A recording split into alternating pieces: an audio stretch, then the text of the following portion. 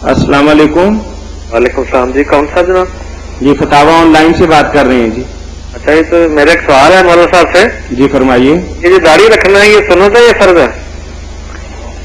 داڑھی کے بارے میں جو لوگ کہتے ہیں کہ یہ سنت ہے، ان کا معنی یہ نہیں ہوتا کہ یہ لازمی نہیں ہے.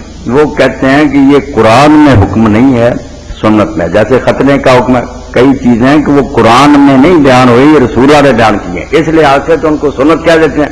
مگر ان کا درجہ کیا ہے یہ نہیں ہوتا کہ وہ گھٹیا چیز ہے. ایک سنت ہے جو ہم فقی لوگ بولتے ہیں کہ ثواب کا کام ہے، کر لے ٹھیک ہے، نہ کرے تو کوئی بات نہیں. یہ اس درجے کی بات نہیں ہوتی.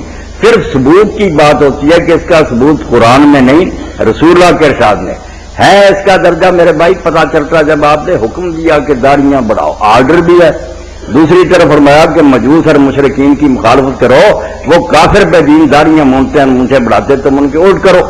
کہیں فرمایا کہ یہ دین فطرت کے حصے ہیں جو شروع سے چلے آ رہے ہیں 10 جن میں سے داڑھی بڑھانا.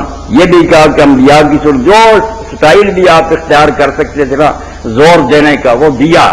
اتنا لازمی اور ضروری حکم ہے کہ کوئی امت کا عالم اور فقیہ نہیں کہتا کہ داڑھی منڈانا جائز ہے.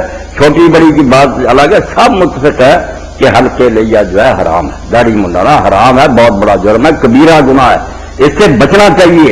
چھوٹی بڑی کی کوئی بات نہیں، وہ علماء کی بحثیں ایسے رہتی ہیں. آپ بہرحال یہ کریں، اگر نہیں رکھی ہوئی نا تو منڈانا اللہ کے لیے چھوڑ دیں. داڑھی رکھ کے منڈا دینا یہ کتنا بڑا گناہ ہے؟ یہ اس سے بھی بڑا گناہ.